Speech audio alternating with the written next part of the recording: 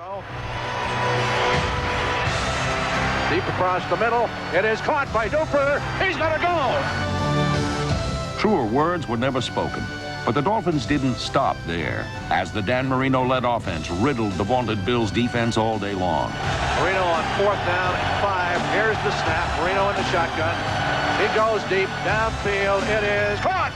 Down at the 5 and out of bounds. But it wasn't just Marino's arm which had the Bills on the run. And he's going to roll out and bootleg and run in for a touchdown. He walks in for the score. The Bills were fooled on that play.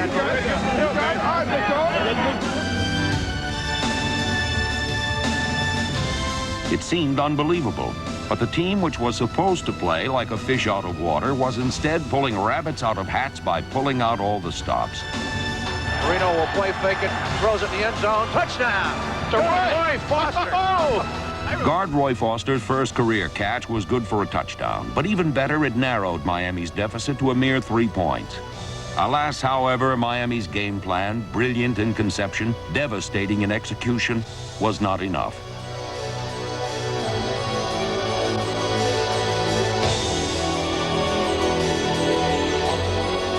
The defeat was not easy. It was also not without honor. But perhaps it was more a beginning than an end, heralding what may be another golden age of Dolphin football. Certainly, the elements of a champion have been assembled. For potent passes have been joined by a frequently devastating, always opportunistic defense.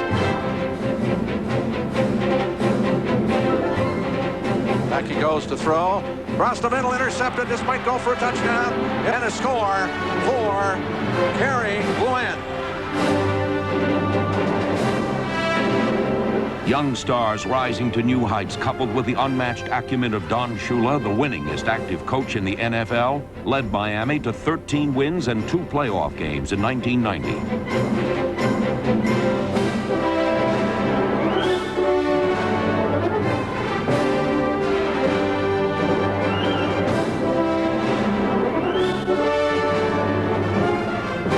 The 90 Dolphins were an ensemble of extraordinary men, committed to a single goal, victory. For the story of the Dolphins' silver season was the story of the tradition restored.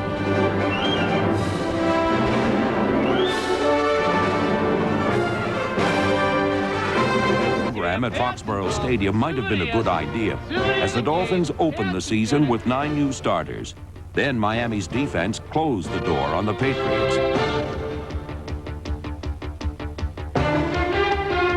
Not to be outdone, some new faces on offense set out to make their marks. On the snap, deep drop, going deep, far side, man open, touchdown to Tony Martin. Still, the Dolphins trailed with under a minute to play when an old pro proved that these were a new breed of Dolphins. He looks, he throws, it is caught for a touchdown. Holy Toledo, what a grab, what a play. Was this team the real McCoy or simply wearing rose-colored glasses? The answer came in a Week 2 rout of the Buffalo Bills. In motion, here's Marino on a bootleg, runs to his left, throws a little pass. It is caught by Page. 5, 2, 1, touchdown.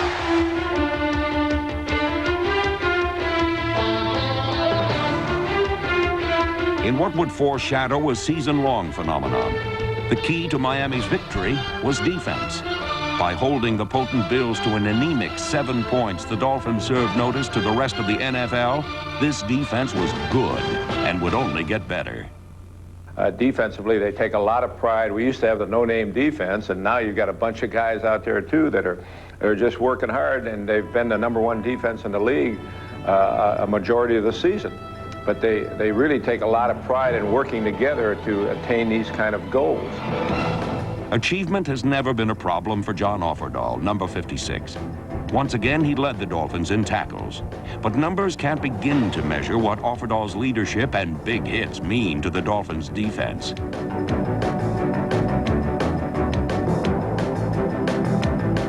But if any number could, it might be 5. Because in each of his 5 seasons, Offerdahl has been named to the Pro Bowl. For a change, however, Offerdahl wouldn't be the lone Dolphin defender going to Hawaii. As defensive end, Jeff Cross's considerable talents were likewise recognized. A lot of football players can beat the man in front of them, but they don't have the quickness to get to the quarterback. And Jeff Cross has his strength to beat the man in front of him, and he's got the quickness to get to the quarterback.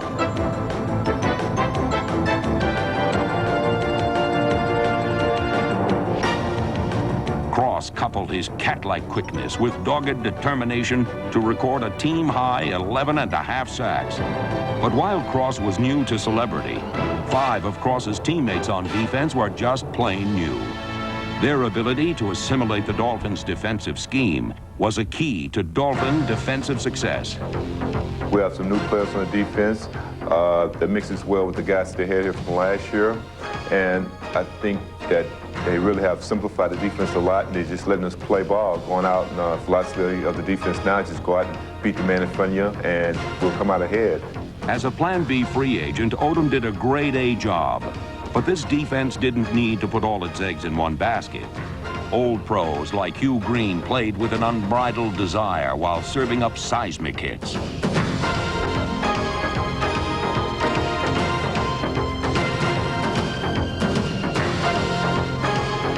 First-year starter David Griggs earned high marks at the expense of quarterbacks whom he made pay as Miami rediscovered the joys of getting to the quarterback. Of course, sacks aren't the only weapons at a defense's disposal, a fact Louis Oliver makes very clear. He gives you the big hit in your secondary, and he also is a ball hawk. He's the guy that knows where the ball is, and he comes up with key interceptions for us.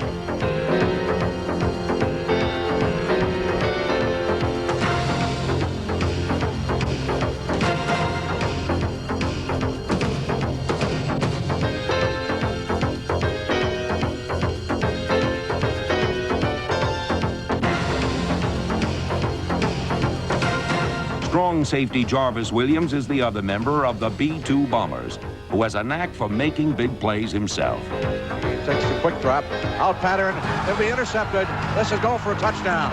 Down to the 15, down to the 10, the 5, and the score for Dolphins, Jarvis Williams.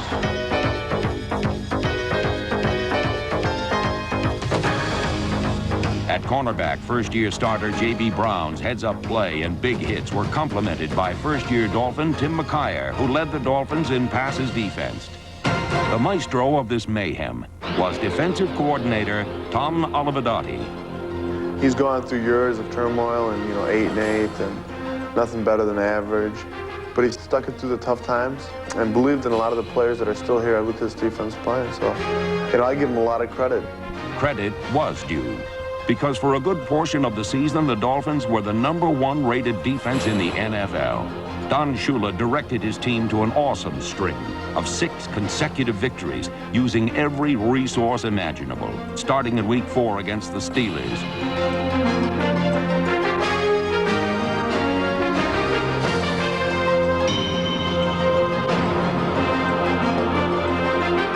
Marino back to throw under pressure. Will throw it deep. He's got a man down there. Caught. This will go. It'll go to the 15, the 10, to the 5. Touchdown. Mark Duper. Here is the snap. They're coming after him. Kick is blocked. It's loose on the field. Picked up. Going to be run in for a touchdown by Mark Higgs. And the Dolphins score on special teams. Trudeau fumbles the football. Who's got it at the goal line? Dolphins have the football. Cliff Odom, a former Colt, falls on top of the ball. Touchdown for Miami.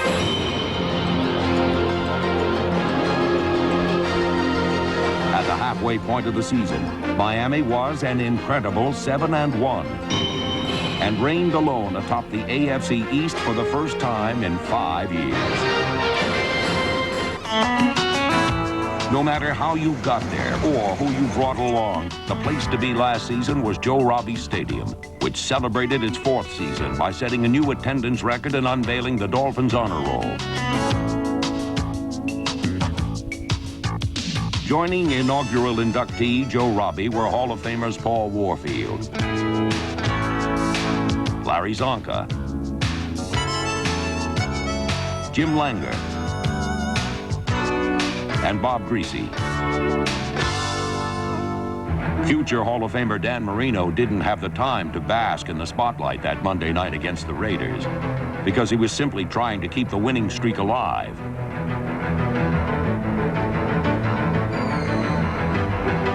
trailing late in the fourth quarter. Marino caught fire, and it appeared the Dolphins would catch the Raiders. But Miami let victory slip through its fingers.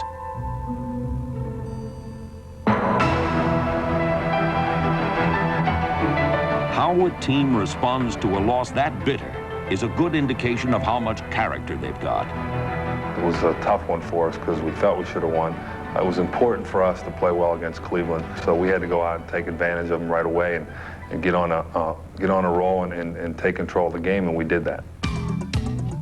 The 35-yard line. Marino back to throw, going deep. He's got a man down there. Touchdown! Miami's 30-13 annihilation of Cleveland proved just how tough this team was, mentally and physically. But I felt going into the year that the one thing that we had to do was become more physical. We went into the draft with the idea of getting physical people. And our first 2 draft picks, we got about 600 pounds of physical people. Richmond Webb and Keith Sims were charged with the imposing responsibility of protecting Marino's blind side. He never had to worry. The beautiful thing about it is they're young guys and they have a great attitude and they want to win, and I think that they're really not awed by anybody they're playing. They feel that they can line up and play against anybody. That confidence was well-founded as they anchored an offensive line which allowed the fewest sacks for a record 9th straight year, while Webb became the first rookie tackle ever named to the Pro Bowl. The goal was better balance offensively, and we made a commitment to doing that. 2 years ago, we drafted Sammy Smith, and that was the first part of the commitment. And then drafting Webb and Sims was the follow-up of the commitment. Sammy Smith quickly proved he was as committed to the Dolphins as they were to him by gaining a career-high 159 yards on opening day against the Patriots. But Smith didn't stop there.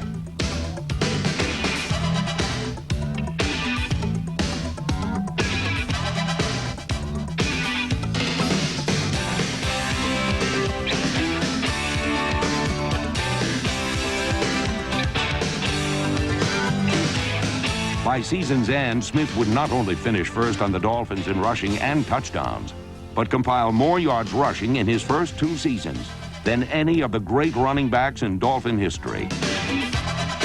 Smith has the potential to fill a page in the Miami record book. But in 1990, there was another page in the Dolphin backfield. Tony Page, a Plan B acquisition, who was at his best in the clutch near the goal line. Page's 4 touchdown receptions were second only to Mark Duper, who led the Dolphins in every receiving category and excitement.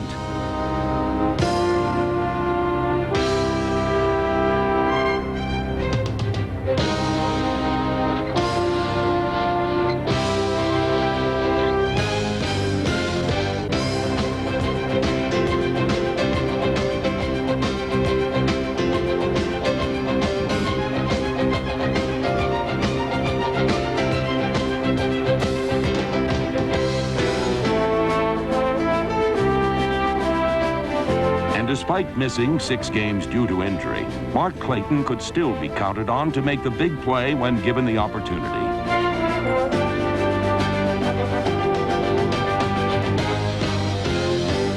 While Farrell Edmonds parlayed his soft hands and opportunities into a second consecutive Pro Bowl bid.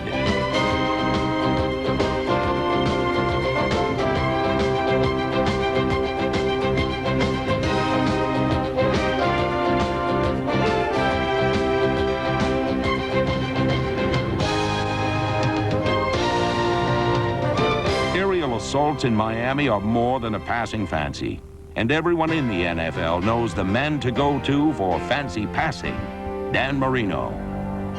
A guy that can throw it better than anybody, the drop-back passer with the quickest release and the uncanny accuracy of a Dan Marino. So you've got to give him some weapons in order to make the things that he does that much more important to you. Marino's importance to the team begins with his leadership. He is the heart of the Dolphin team. The fact that Dan Marino's name appears first in the record book so often has become second nature to Dolphins fans. Among the all-time marks he set in 1990 were fewest games to reach 30,000 yards and 7 consecutive years of 3,000 or more yards.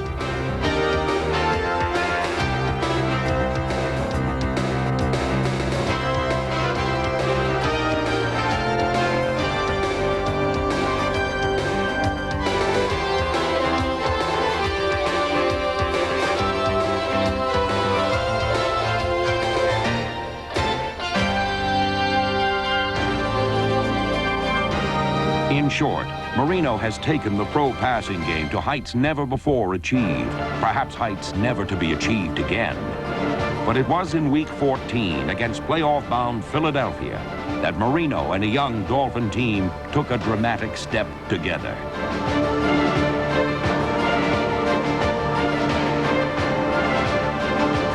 The Eagles matched the Dolphins score for score, but a determined Don Shula was confident that Marino's best was still at hand.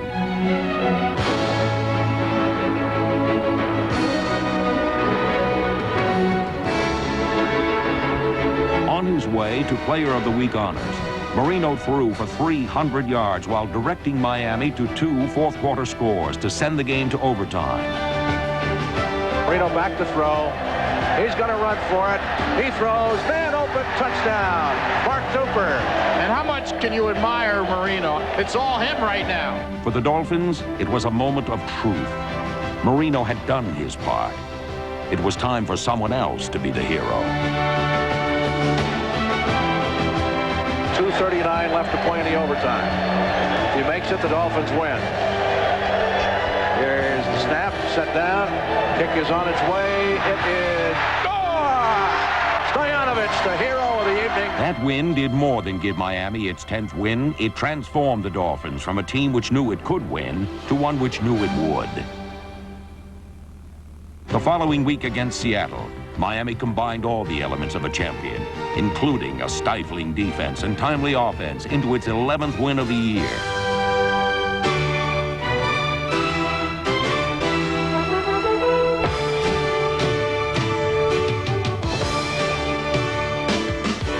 In the final game of the regular season, the Dolphins completed their third sweep of an AFC East opponent by defeating the Colts, thanks again to big plays on both sides of the ball.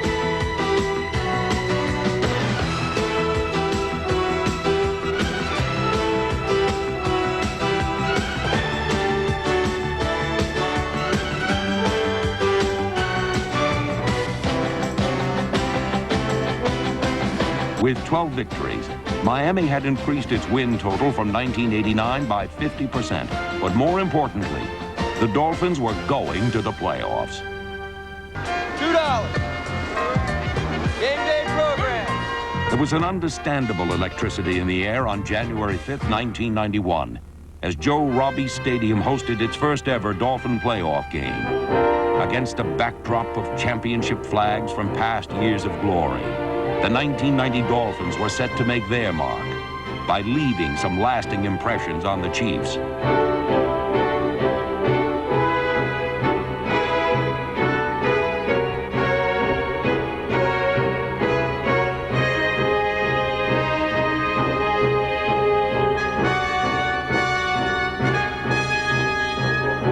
As it had all season, the Dolphin defense proved a headache to its opponents. But early on, it was the littlest Dolphin who struck the biggest blow. The hole, blow snap, ball put down. The line drive kick is long enough. It is good.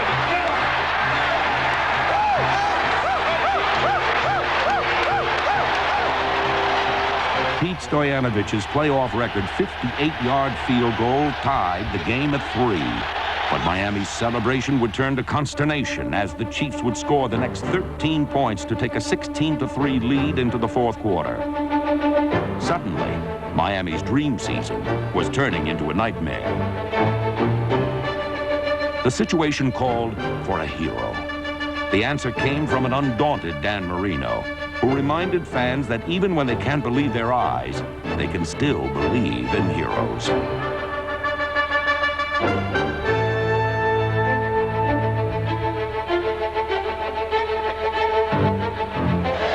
To throw, passes, caught for a touchdown.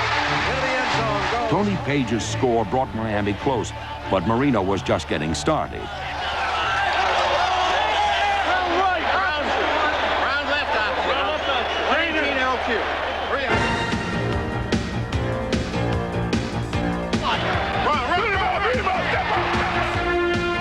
Marino back to throw, deep across the middle. It's complete to Edmonds. 45, 50, down into. It was Marino's 10th consecutive completion which appeared to finish the Chiefs. Marino on the the snap, quick drop, goes out. It is knocked down and caught. What a great catch over there by Clayton. He took it right off the hands of the defensive back. But Clayton came back for the ball and got it and held on to it and went into the end zone for the touchdown.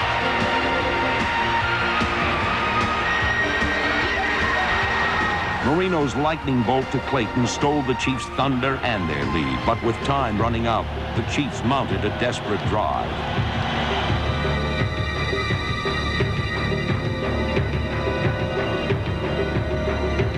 Christian Okoye's rumble put the Chiefs well within Nick Lowry's range, but a holding call brought the ball back, setting the stage for the season's most dramatic moment.